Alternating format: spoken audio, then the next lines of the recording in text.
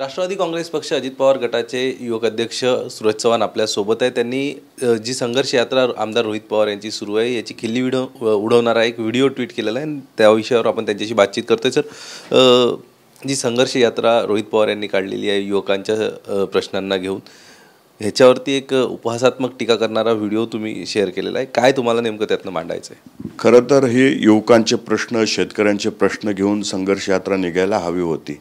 परंतु ज्या पद्धतीने संघर्ष यात्रा त्या मार्गावरनं जाते आहे, मराठवाडा असेल, विदर्भ असेल, ह्या प्रश्नाऐवजी मला वाटते सुट्ट्या साजऱ्या करायला गेलेत की काय, अशा पद्धतीचं मला त्या ठिकाणी वाटतंय. कारण ते कुठेही युवकांचे प्रश्न असतील, शेतकऱ्यांचे प्रश्न असतील, कास्तकारांचे प्रश्न असतील असं मांडताना दिसत नाही.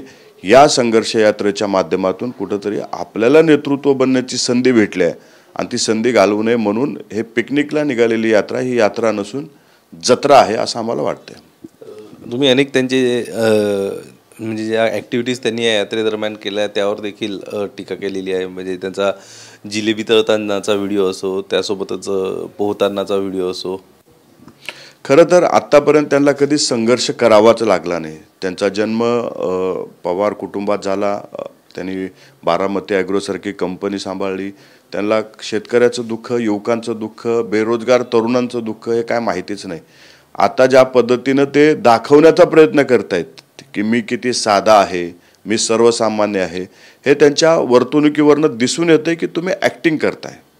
तुम्ही खरं तुमच्या जी कुंडलीमध्ये संघर्ष नाहीच आहे आणि तुम्ही ॲक्टिंग करून महाराष्ट्रातल्या तरुणांना, युवकांना फसवण्याचं जे काम करताय आणि कुणाची तरी कॉपी करण्याचा प्रयत्न करताय. मला वाटतंय की हे मी नाही, कुणाची कॉपी केली, जनताच त्यांची खिल्ली उडवायला, मी म्हणून नाही आहे.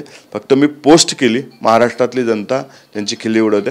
मला वाटतंय ह्याच्या आधीही भारत जोडो नावाची यात्रा आपल्या महाराष्ट्रातून गेली होती. राहुल गांधीजींनी ती यात्रा काढली होती आणि तशाच पद्धतीचं कुठंतरी महाराष्ट्राचा नेता बनण्याची संधी भेटल्या म्हणून यात्रा काढून प्रयत्न चालू आहे असं वाटते. परंतु त्यांच्या यात्रेला भेटलेला प्रतिसाद पाहून असं वाटतं की लोकांनी त्यांच्याकडे पाठ फिरवले.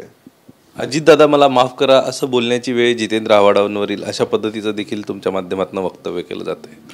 जितेंद्र आव्हाड हे जाणीवपूर्वक प्रसिद्धी माध्यमामध्ये प्रसिद्धी भेटा म्हणून वक्तव्य करत असतात. त्यांनी दादावरती एक टीका केली. दादानी ज्यावेळेस भाषण केलं होतं त्या भाषणामध्ये कुठंही जितेंद्र आव्हाडांचं नाव घेतलेलं नव्हतं. तरीसुद्धा जितेंद्र आव्हाडांनी दादानी माझ्यावरतीच टीका केली किंवा जर दादानी त्यांच्यावरती टीका केली तर दादा काय बोलले होते की साहेबांसारखं पावसात भिजला गडी. म्हणजे तुम्ही साहेबांची बराबरी करायला जाताय का? तुम्ही साहेबांची जागा घेऊ पाहताय का? जितेंद्र आव्हाड हे माध्यमामध्ये जाणीवपूर्वक प्रसिद्धी भेटावं म्हणून अशा पद्धतीचं वक्तव्य करतात किंवा टीका करतात. आम्ही त्यांच्यासोबत काम केलेले. जितेंद्र आव्हाड हे राजकारणातली राखी सावंत आहेत. मी राखी सावंत का म्हणतोय? कारण राखी सावंत हे फिल्म इंडस्ट्री जरी असली, कॉन्ट्रोवर्सी करून प्रसिद्धी झोतात येण्यासाठी तिचा नेहमीच प्रयत्न असतो. तसं जितेंद्र आव्हाड साहेब आहेत जे की नेहमीच प्रसिद्धी झोतात येण्यासाठी काहीतरी कॉन्ट्रोवर्सी करणं आणि त्याच्यातून प्रसिद्धी मिळवणं हा त्यांचा व्यवसाय आहे. ते कधीही सर्वसामान्यांच्या प्रश्नावरती बोलणार नाहीत. ते कधीही भारतीय जनता पार्टीच्या विरोधात बोलणार नाहीत. ते कधीही देवेंद्र फडणवीसच्या विरोधात बोलणार नाहीत. ते फक्त आयडिओलॉजीच्या गोष्टी करतील आणि आयडिओलॉजीच्या गोष्टी करून, विचारधारेच्या गोष्टी करून ते भारतीय जनता पार्टीच्या पाठिंब्यावरच्या पत्रावर सहीसुद्धा करतील आणि संधी बघून ते विरोधसुद्धा करतील. असे जितेंद्र आव्हाड आहेत. म्हणून त्यांना भविष्यामध्ये त्यांनी जी भूमिका घेतली आहे आणि त्यांचे अनेक किस्से आमच्याकडे आहेत ते पाहून मला वाटते की ते भविष्यात दादा मला माफ करा असं वक्तव्य त्यांच्या तोंडून नक्की आम्हाला ऐकायला भेटेल. विधिमंडळाचं पावसाळी अधिवेशन नागपूर येथे सुरू आहे आणि या अधिवेशनादरम्यानच जितेंद्र आव्हाड यांच्या माध्यमातून तिथल्या पक्ष कार्यालयात प्रतोद म्हणून त्यांच्या नावाची पाटी लावण्याचा प्रयत्न करण्यात आला आणि विरोध देखील मग तुमच्या गटाने त्याला केला आहे. आता पक्ष कुणाचा याबाबतची सुनावणी सुप्रीम कोर्टात असेल आणि निवडणूक आयोगात असेल चालू आहे आणि ती सुनावणी चालू असताना दोन्ही पक्षाने आज जे विधिमंडळाच्या आवारामध्ये पक्ष कार्यालय त्याच्यावरती दावा केला आणि आम्ही अधिकृतपणे जोपर्यंत पक्षाचा निकाल लागणार नाही तोपर्यंत आम्ही अधिकृतपणे निवडणूक म्हणजे विधानसभा अध्यक्षाकडे पक्ष कार्यालयाची मागणी केली आणि मागणी केल्याच्या नंतर आम्हाला ते पक्ष कार्यालय भेटलं. त्या ठिकाणी प्रतोद म्हणून आजही अनिल भाईदास पाटील आहेत, उपमुख्यमंत्री दादा आहेत, विधिमंडळ नेते आहेत आणि असं असताना त्या ठिकाणी जितेंद्र आव्हाड साहेबांनी जाऊन स्वतःच्या नावाची पाटी लावली. त्यांनी हे लक्षात ठेवायला पाहिजे होतं की ते विधिमंडळ कार्यालय आहे, ते काही कळवा मुंब्रा मत जिथं विधिमंडळ आवारामध्ये विधिमंडळाच्या आवारात विधिमंडळ कायदे लागतात, त्या कायद्यानुसार तिथं काम करावं लागतं.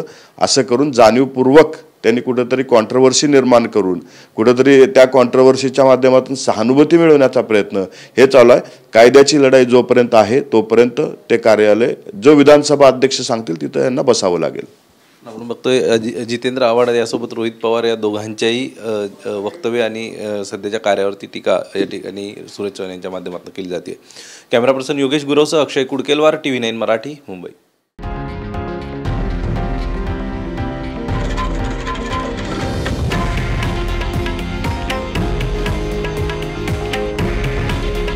हे आहे देशातील नंबर 1 न्यूज नेटवर्क आणि आपण पाहत आहात TV9 मराठी.